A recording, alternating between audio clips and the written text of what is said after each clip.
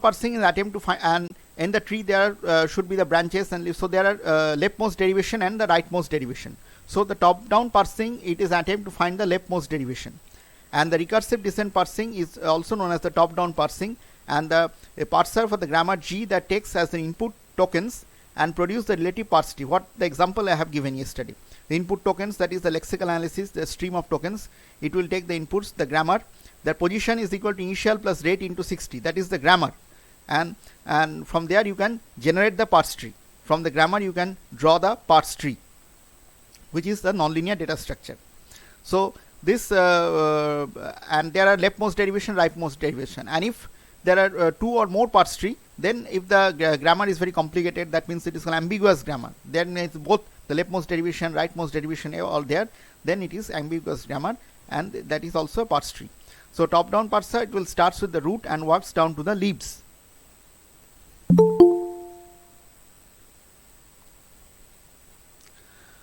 So top-down parser is also called as the recursive descent parser, as I told. And when it is called, why it is also called as the recursive descent parser? Because it will when it involves the backtracking.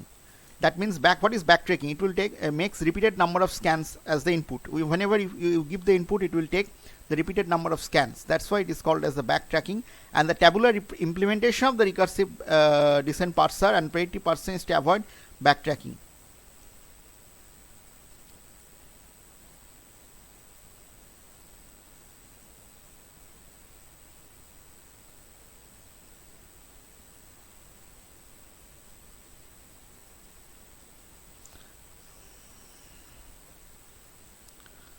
Just a minute, wait 1 second.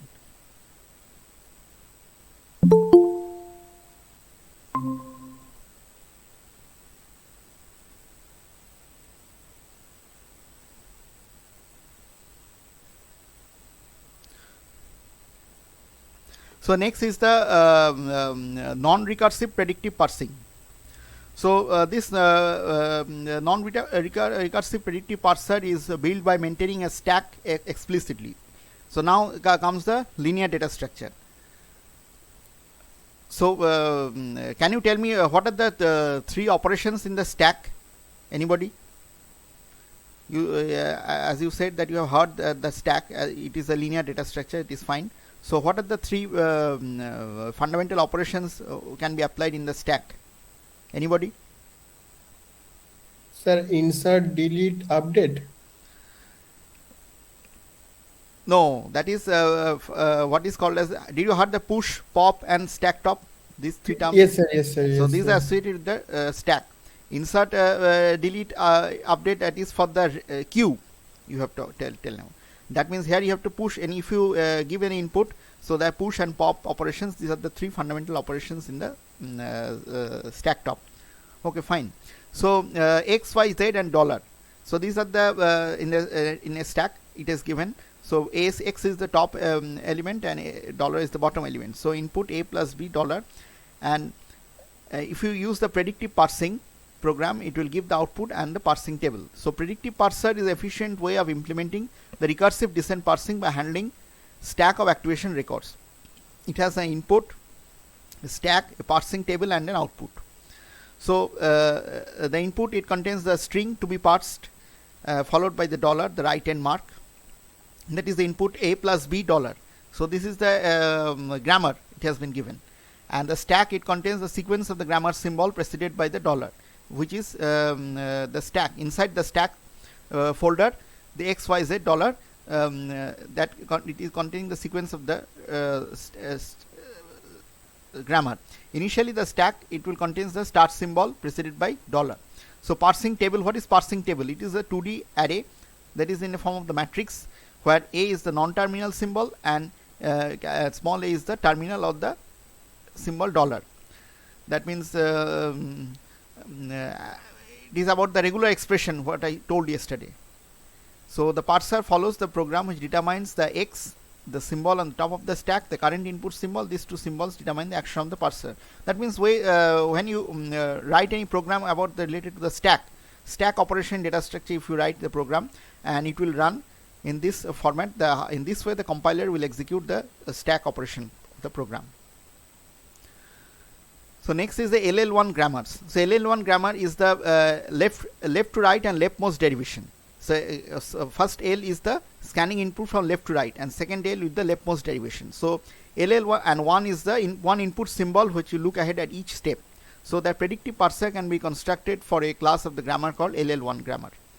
And they are also called as the LR1 grammar. LR1 is the left to right and rightmost derivation in reverse. So that is the that LR grammar. It is the one of the canonical form of the grammar. It is the most powerful method of parsing. Canonical form of the parsing, which you can canonicalize the trees.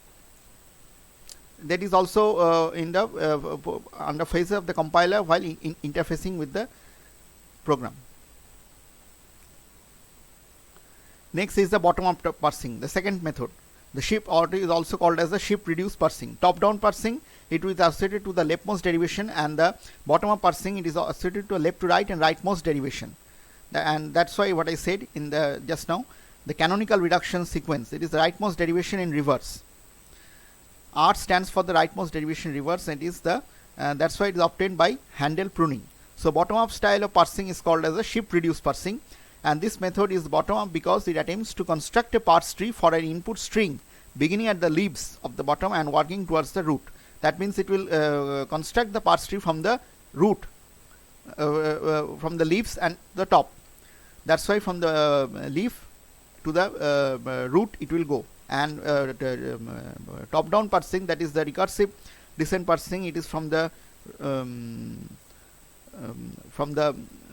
root to the leaves. And stack implementation of the shift reduce parsing, we can also implement this stack in the shift reduce parsing. So there are 4 operations: the shift, reduce, accept, and error. Shift is the next symbol on the stack. Reduce, use the production rule to reduce the handle, and accept, it will success the completion string. And finally the error, if there is an error, discover that error and call the error routing. That means in the compilation error, if suppose there is a wrong in the logic, then the compiler will detect the error and you have to debug the error and rectify it. So this stack implementation, it is used to locate the handle in the sentential form, and second is to choose the correct reduction in the case, that is if there is more than one production in the same site. So all these are about the syntax analysis phase, the second phase of the compiler. And the third phase is the semantic analysis. So semantic analysis, it is the process of relating syntactic structures from the levels of phrases, classes, sentence, and paragraphs, and the level of writing as a whole in the language independent meanings. So semantic phase, it will check the source program for the semantic errors and gather the type of information for the subsequent code generation phase.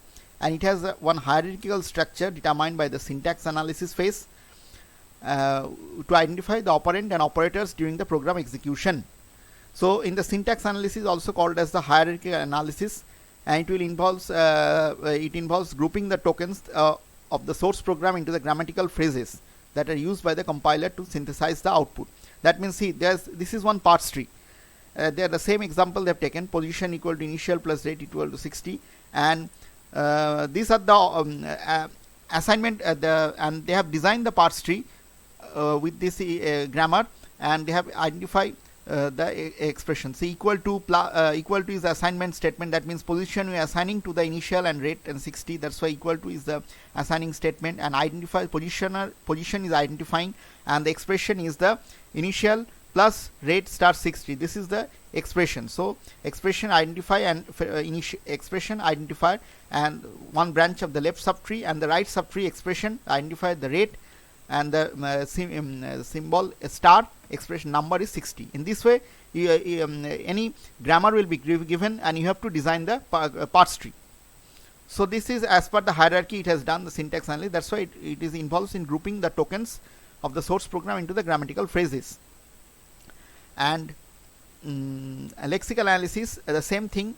In the linear analysis, it has the identify position, the assignment symbol, identify initial plus sign, identify rate, the multiplication sign, number of 60. These are all the sequence of tokens, and it has ultimately it has designed the parse tree and as per the hierarchical analysis. So in this the 3 phases are over: lexical analysis, syntax analysis, semantic analysis. So today up to this phase I will talk, and the last class in the next Sunday I will talk about the intermediate code generation and the code optimization, and that's the last two phases of the compiler. So today any doubt till now, anything? If you have any questions you can ask.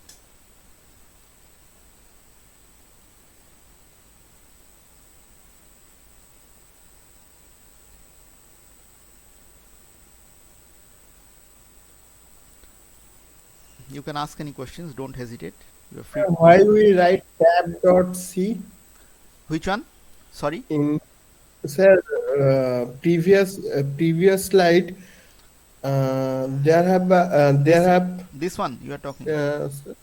no, no, sir, second or first slide, I think. This one. This. So yes, sir. Yes. Sir. Yes. Y.tab.c. Why? Why actually this is the file, the file you are saving the format. Translate.y, it is the file. Suppose if you write any program, you are saving it in dot that extension name. So that program while executing, before execution it will do the compilation. So y is the extension file name. So that, and tab is the table, the symbol table and the literal table what you are talking, that the data structure. Y.tab c, the compiler will check that symbol table and the literal table with that file name. Y is the extension of that file name, the program in which language you have written the program, either C or C++, and that extension Yes. file name, that that program will be checked by the compiler. Compiler will check whether the logic is correct or not.